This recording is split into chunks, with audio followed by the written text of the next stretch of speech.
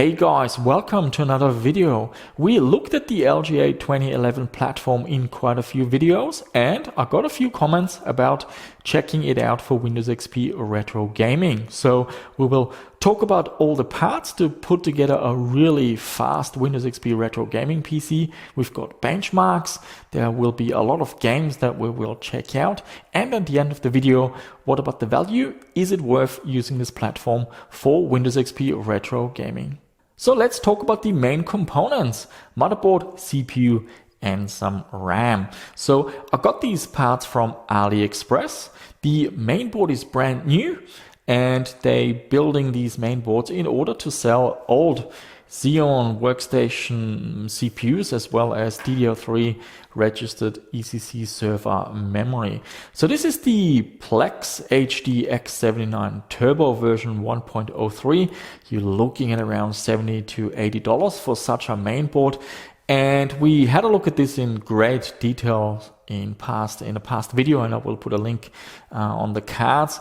And it has quad channel memory. It has two PCI Express 16X slot. This one is a 4X slot, actually two 1X slots. It has one SATA 3, the rest are SATA 2 ports, USB 3, front headers as well. And I found this board to be fairly decent. It has some VRM cooling here, and as long as you don't go with a CPU that's too hungry with the power consumption and you're going to do some overclocking, then this board should be just fine. For the CPU, we're going with the Xeon E5 1620.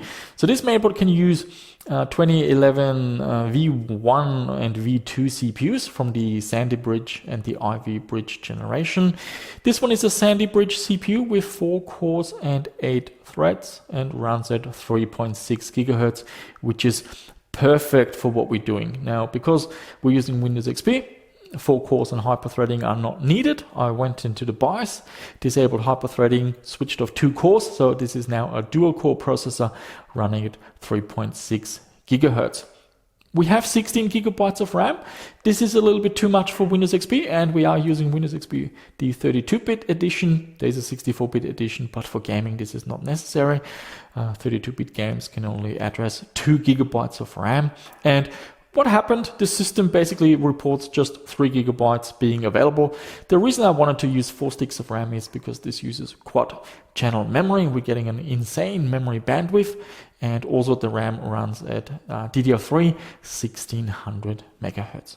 For graphics, we're using a NVIDIA GeForce GTX 960 with 2 gigabytes of video RAM. This is a model from Gigabyte, WindForce, and it's got dual DVI as well as HDMI and DisplayPort. And officially, this is the latest video card from NVIDIA that has official Windows XP drivers, I believe. Now you can get a 970 or 980, and I have been told you can get these working by modifying the drivers. But if you just want to use the official NVIDIA drivers, the GTX 960 is the strongest option, it seems, or at least the latest. And yeah, you will see the performance is outstanding. It's actually the CPU that will hold things back, as we find out in the benchmarks. So this will run all the Windows XP era games at 1600 by 1200 with hundreds of FPS very comfortably. We're using a SSD. I have formatted the SSD on Windows 10. That means the partitions are aligned, and when installing Windows XP, make sure you don't format the drive again, just use the existing partition as it is. One highlight with Windows XP gaming is good sound, especially if you have a Creative Labs Sound Blaster X-Fi. It supports EAX, hardware accelerated 3D audio, and sounds absolutely terrific, and a lot of games support that API. Let's have a listen at with the game Doom 3, comparing how it sounds with EAX compared to without it. Welcome to Mars. All new arrivals need to check in at reception.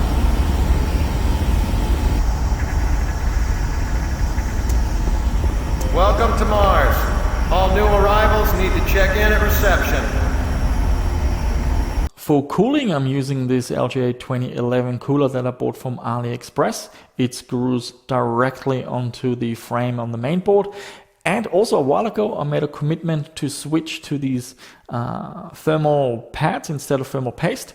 Still going strong. I've been using this for over a year now, I believe, and because I build a system almost every week, this has been very handy.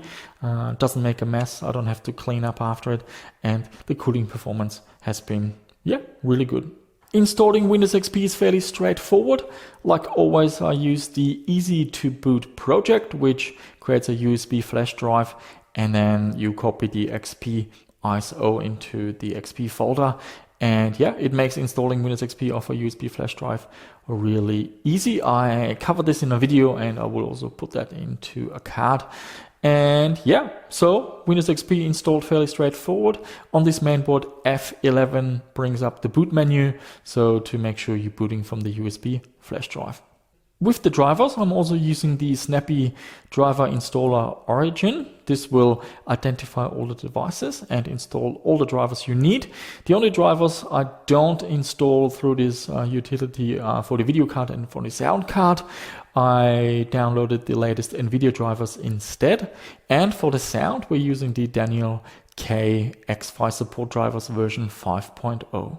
The machine doesn't get connected to the network, so no internet. We're using Service Pack 3, and all the games are just installed through a USB hard drive. A quick note about overclocking. The Xeon E5 1620 is unlocked, and in a previous video I have used this processor overclocked to, I believe, 4 or 4.1 gigahertz. The mainboard has no controls for the voltage, so you can't raise the voltage and overclock it to 4.4 or 4.6 or anything like that. And in the BIOS, it tops out at 4.2 gigahertz anyway. But for some strange reason, under Windows XP, the overclock just wouldn't work. It kept just running at 3.6 gigahertz. So that's something I might have to look at again. I want to use this mainboard with a more modern retro operating system, maybe Windows 7, maybe Windows Vista, and then revisit the topic of overclocking. I measured the power consumption at the wall for the entire system, 84 watts sitting idle on the desktop, and running Far Cry, we're getting 141 watts. So this is a pretty energy efficient system. In 3D Mark 2001 SE, we're getting 65,163. In 03, we're getting 106,744. In 05, we're getting 31,970. And in 06, we're getting 22,217. Next, let's have a look at any bottlenecks by doing some resolution scaling benchmarks. Far Cry, we are cranking up the resolution from 800 by 600 to 1600 by 1200, and we are basically getting the same FPS. That means we are bottlenecked by the CPU. In Doom 3, we can see the same thing, around 300 FPS across all the resolutions. In F.E.A.R, the minimum FPS 112, 115, 110, 113 doesn't really change. The average FPS, however, goes down a little bit, starting with 333 at 800 by 600 and then going down to 238 at 1600 by 1200. Still very high average FPS, and the maximum FPS also going from 837 at 800 by 600 down to around 500 FPS at 1600 by 1200. But we can already tell this system has heaps of performance, and it will run any Windows XP era game very comfortably and extremely well. And now let's have a look at some games. We have Fraps running at the top left hand corner. Here we have Far Cry 1600 by 1200, ultra details, beautiful looking game. This is the GOG version without any DRM and runs absolutely flawless. To this day, this game looks absolutely gorgeous and is heaps of fun. In terms of tweaking, the default game doesn't support VSync, it's broken. So if you have a FreeSync or G-Sync monitor, just use a FPS limiter at 140 FPS or something like that, and you will get a silky smooth experience. If you're interested in the Far Cry games, also pick up Far Cry 3. That is my second favorite Far Cry game. Doom 3 is next. It has an engine cap of 60 FPS. And at 1600 by 1200 looks absolutely gorgeous. The ultra details will activate 8x anisotropic filtering. If you want more, you can edit some configuration files. But yeah, this is also a game that runs really smooth on this machine. F.E.A.R is next. This is also the GOG version, 1600 by 1200. Back in the day, this was a very demanding game. It uses soft shadows, which was, yeah, it almost halved your FPS back in the day, but now it's a feature that runs really comfortably on this machine. And yeah, so this is another game that can run at really high FPS. So if you have a high refresh rate monitor, use a frame limiter, 140 FPS, something like that, and you will have a super silky smooth experience. The EAX sound is also especially good in this game. Need for Speed Underground, unfortunately not available in digital format, but it's a beautiful looking game. We're running at 1280 by 1024. The engine cap is also 60 FPS, and I've activated all the options like the motion blur and the light trails, and runs 60 FPS locked, beautifully smooth. Need for Speed Most Wanted. This game is actually quite demanding. It did stay above 60 FPS, but only by a small margin. So to this day, this game seems to be limited in some way, shape or form. If you have any more information, please do let me know. So this is also running at 1600 by 1200 with all the details maxed out.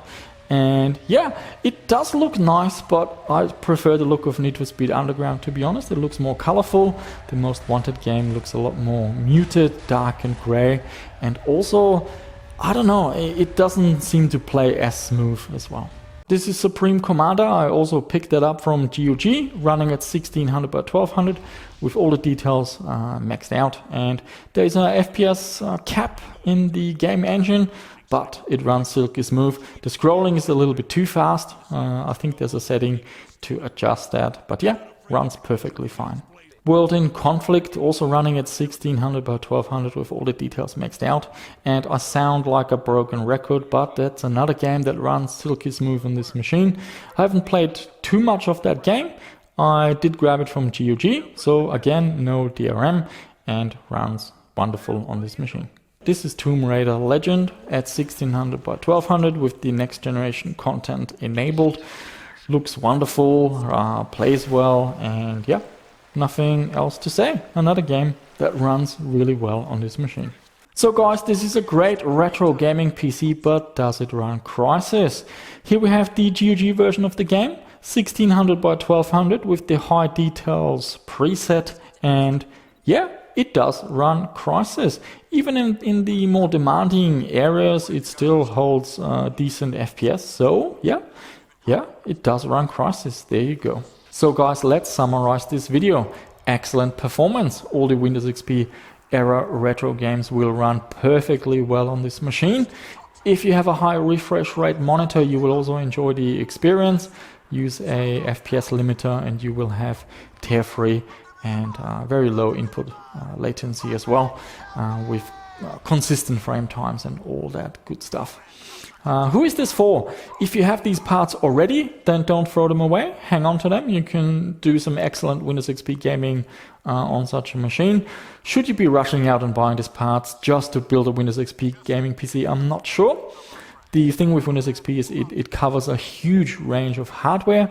LGA 775, of course, the usual i5 CPUs from the Sandy Bridge and Ivy Bridge generation also work perfectly fine. Even Haswell does support Windows XP. We've done a video on this.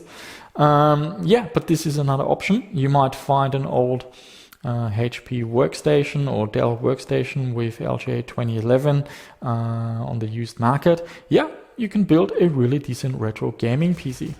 And in terms of parts, again, with the video card, you have so many options. It doesn't have to be NVIDIA. I just happen to use the GTX 960 because it's very powerful.